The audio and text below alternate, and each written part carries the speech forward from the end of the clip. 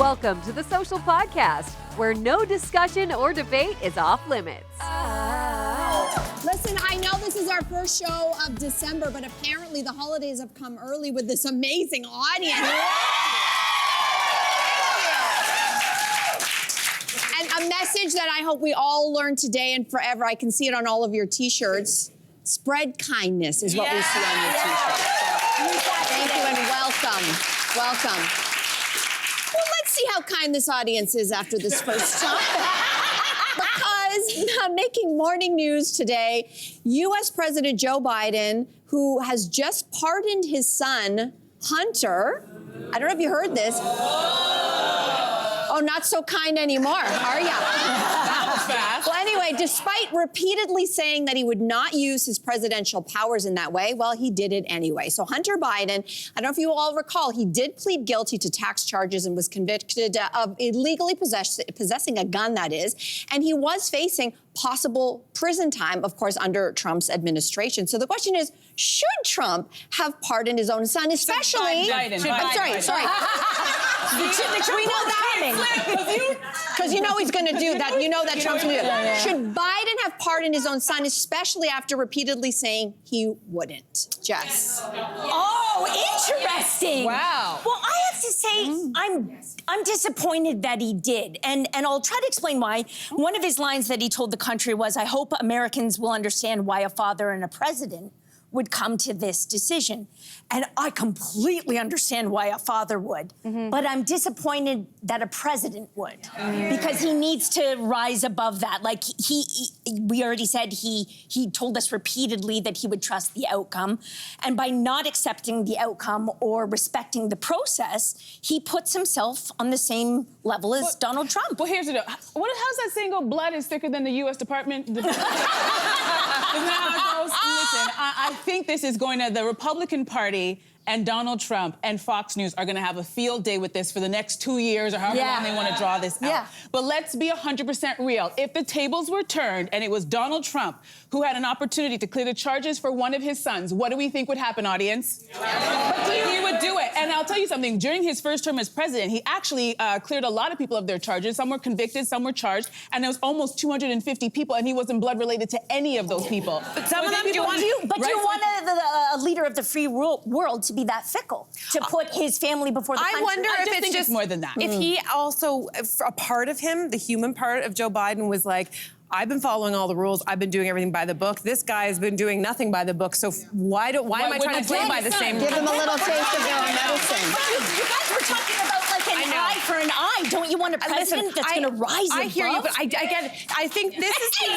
Yeah, we got one person. This is the era of false equivalencies, and I think that we need to take a look at this. So Hunter Biden, you mentioned what the charges were. You have to look at this in context. This is a guy who lost his mother, lost his sister, in a horrific car crash as a child, then lost his brother more recently. He's been an open addict. He's had a lot of struggles. Oh, you're talking about Hunter. I'm talking about Hunter Biden. Okay, And so he's gone through a lot in his life. He has acknowledged that he's had a difficult time, so he's trying to make good and become a better person. He's a dad himself. So I think that Joe Biden was just like, this is my son. I'm in the end of my life. This is a man who I believe in, who has good intentions. This is not a story of, as you mentioned, Paul Manafort, who Trump pardoned, who was convicted of bank and tax fraud in addition to other crimes. Charles Kushner, Jared Kushner's dad. Billionaire. A lot of horrible things. I haven't said anything yet. But here's the thing. First of all, you don't give... I know it's a president, and ethically and morally he's supposed to rise above, but... This is a legal move. He wouldn't be doing this if this wasn't a power that every single president has the power to do. How they choose to wield it is maybe more of the debate which we're having here, but it is legal and it's legal.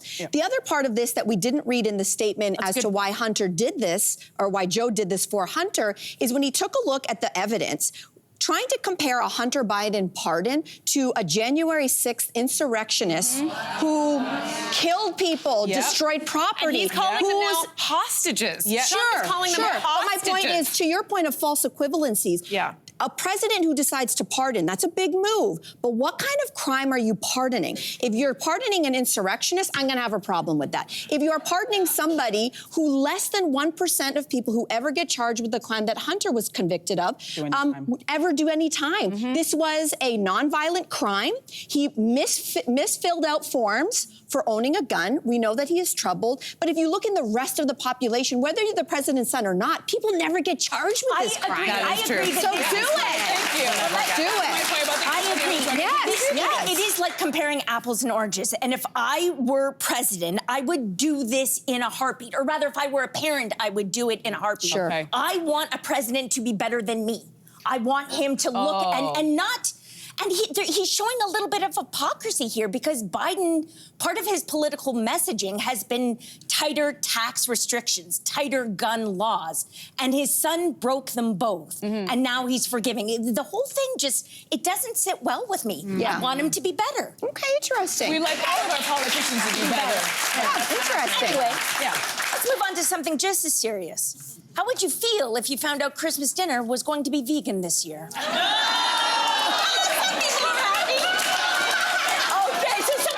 Dear Prudence saying her sister-in-law announced she was making an all-vegan meal for Thanksgiving, and the extended family cried tyranny! They said it wasn't forcing an alternative lifestyle down their throats. So was it wrong for the host to decide that she's going to be serving a vegan meal? Okay. There are some mixed things here. Food fight! It was wrong of her. I think I shared last week that my sister was trying to make our Thanksgiving this year be like a chili, and I was like, no, this is like no turkey, no turkey at all. Okay. I will admit that anytime I hear about sort of vegan foods trying to become meat, I've never been satisfied. But this woman is a chef. Yep. She's like a professional chef. I think she knows what she's doing. I think, you know what? Try it once. See how it goes. You know, you make a good point. We're talking about one meal, not every meal for the rest of your life. And you know what? Something similar happened in our family. So there was a wedding in our family, and the couple getting married are both vegan. One side is Portuguese, the other side is Grenadian. And I'll tell you something, those older relatives were ready to flip tables. They were like, the food's gonna be vegan! And I was worried for the couple. I'm like, oh, you're gonna have some angry aunties and grandparents. How'd it go? Now, cut to, we go to the wedding, the food was delicious. I didn't miss the meat. And I realized something else was going on. It's not that people didn't want vegan food, it's that people don't like change. They are so rigid. They're like, no, I need that dried chicken or I'm gonna be very upset. And it's like, everybody relax. It's one meal. You'll survive. You'll eat the noodles. See, it's noodles. It's one meal for a bunch of meat eaters. I think she's behaving a little bit like Mr. Joe Biden. She's putting herself ahead of the family. No, let me challenge that. I love that you said that. Thank you for sticking your neck out, and I'm about to chop it. Metaphorically. Nobody write me. I love this woman. I love this woman. I can get to it. Okay. I can get to it. There are two types of people in the world. There are people who complain about problems, and there are people who solve problems, okay? Now, why I think she is the latter is because everybody was complaining about Thanksgiving dinner. Someone had to save Thanksgiving because the mom who always threw it, right? The mom, I don't know if we know this detail, the mom of the family who always held it, she moved away, and now all the kids are like, Mom's gone, what do we do for Thanksgiving dinner? So guess what? The vegan chef stepped up. And she's not even a blood relative, so she saved Thanksgiving. I mean, I'll just bring it. Like,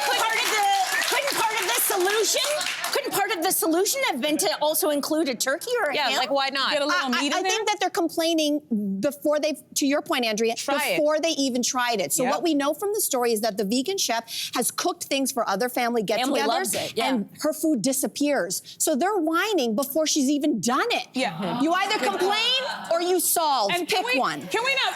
You have a professional chef willing to cook?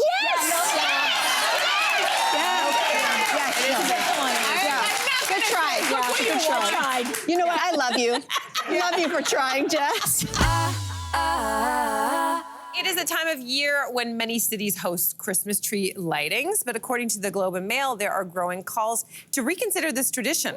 In Italy, for instance, 50,000 people signed a petition calling on Pope Francis to stop the, quote, execution of a 100-foot evergreen tree that was destined for display at the Vatican. So should these majestic old trees be cut down for holiday displays? I know, but execution. It's a bit heavy. It's a little heavy. I'm trying to find out to give about this story because I'm like, this is one tree. We're talking about one tree in a community, not just one tree, but one tree in each community. It's for Christmas. It's for a short period of time. It gives everybody a lot of joy. And in my head, I'm like, there's so many other atrocities that are happening that I feel like, is this what we're wasting our time on? Because I'll just remind everybody, there are 31 long-term drinking water advisories in effect in this country that are affecting Aboriginal people. If I'm gonna get upset about something, I want to be upset about that. I think you can hold states to be upset about both. I know, but it's a tree for Christmas that's going to be decorated when we have bigger issues. But it's a tree, like it is sort of indicative of the way in which we treat sort of nature. And like this is a short period of time. I was just at the distillery this past weekend. I love it there. I took my son. They have a giant tree there. I didn't even think about whether or not this was real or fake until this story today. Yeah. Because now that I'm thinking about it, that's a tree that's a habitat for all kinds of animals. Aren't they going to use that tree for something else and they're going to repurpose the wood? But how long will it take to grow a tree of that size again? 100 years. It'll take 100 years. I just don't think it's enough. But you can't tell the difference between a fake tree. Oh, I can. Hey, let me show you this. It's Vancouver Art Gallery. Vancouver Art Gallery. This is their tree. Is this any less delightful than a real tree? No. I mean, it's a little less special for me.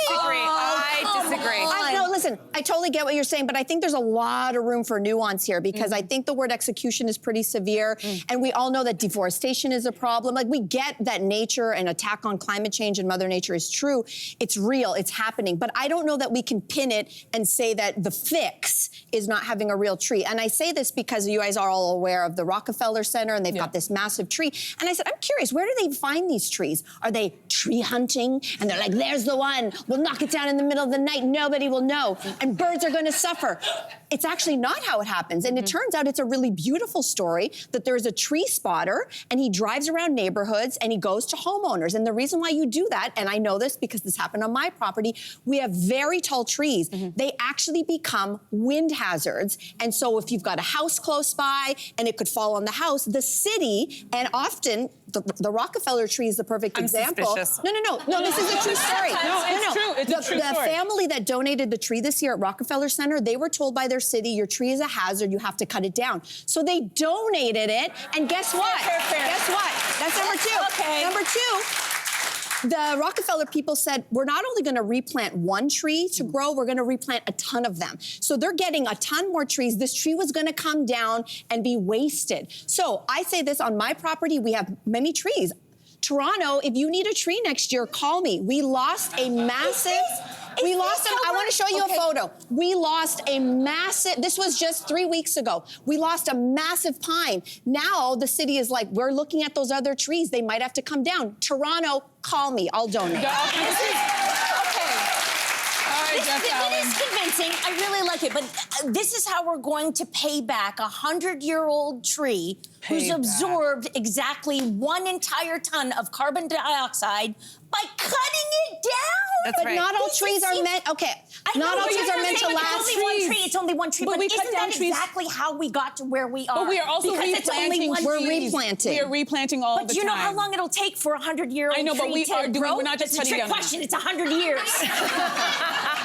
Okay, before we get to blows over here. There's gotta be just quickly, it's also the optics of it. Like, we are in an age where we know that we are burning the earth and that we're destroying it. And so it's the optics of just cutting down another tree and being like, for a couple of weeks. For a couple of weeks. Yes, but a lot of them are coming down every day because they have to anyway. Can we look for a different solution? I think it's a much better solution. Let the 100-year-old tree win. Go on, sorry. And then we'll, at the same time, get people some clean drinking water. All right, let's move on. Also on display. Just saying. Also on display is Jacob Elordi's new beard. I'm here for it. And it's the talk of the internet. Okay, so here's the deal. Right? Okay. All right, okay, so listen. Some are saying he's unrecognizable, and this is proof that not all men look better with facial hair. honest, you're my kind of people. So do we see what all the fuss is about? Do we like beardless or do we like bearded? That's what I'm talking about. Oh, that's not clear. Oh, that's really interesting. I think we're about 50-50. No. Okay, even though I'm on team no beard, personally, I do understand why.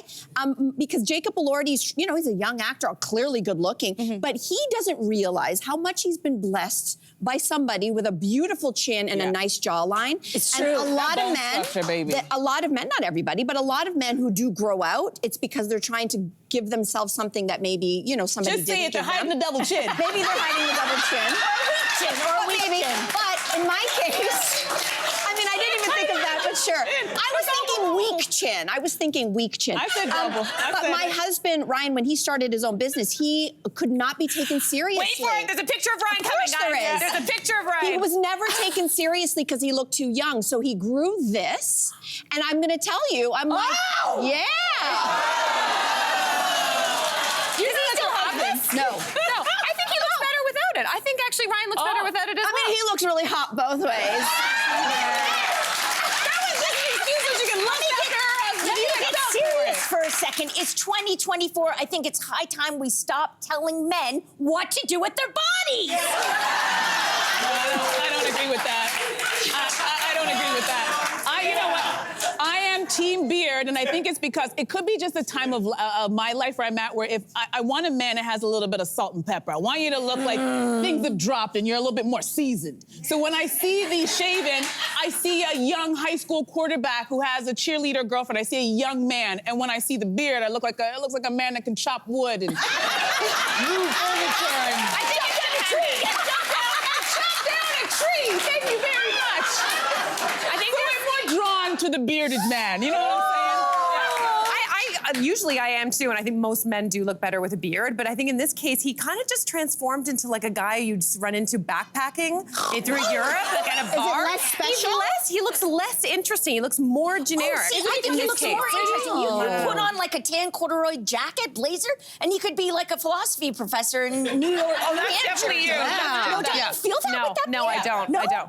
I don't know. I think also, let's be serious for 1 second. I think it's also he's a good-looking actor, and perhaps he's trying not to get typecast as the pretty boy. So he's like, let me get a little rough. We can still see you're pretty. Just exactly. Yeah. Just another story of a man trying to look older and being rewarded for it. We have no idea what that means. So actress and singer Hailee Steinfeld and Buffalo Bills quarterback Josh Allen, well, they just announced their engagement ahead of American Thanksgiving. Isn't that nice? So would you want to get engaged on a holiday as such? No, there's a lot of no's. Why? Wow. I don't. Oh, she said it depends on the size of the ring. I see. I'm talking You're fine about. with it. Okay. I get it. I get it. Yeah. I got engaged on Valentine's Day. Does that count as a holiday? Yes, Do we yes, think? yes. Yeah. That's So I mean, I feel like beautiful. that was nice. The thing is that Valentine's Day is generally just shared with like couples, right? Yeah. So it made sense. But I actually like the idea of doing it on a holiday. You're already together with people that you love, and so you don't have to make a separate outing. It's like you kill two birds with one stone. Save money? Yeah, I don't know if it's saving money, but it just. But don't you think it depends on the holiday? I support your thank you. Valentine's Day. I also think like New Year's Eve or New Year's Day would be fine, but like Christmas and Thanksgiving? Why not? Why not? But don't you want it to be special the day? Like so that it's just For who? For you guys. For the couple. Yeah, for the couple. okay. But we're not, sharing with Uncle Dean or Listen, you Aunt have your Sheila. whole lives ahead of you to be special. I just say make it more convenient for all your friends and family instead of having to tell that story about how you got engaged to 10 million people. Gather us all up in one room, make sure there's food on the table, and then bore us to death with the details of the engagement, and I'm with you. I don't care what day of the week it is. How big is that rock, Okay, baby? can I ask a question though? Ask me This is anytime a you serious want. question.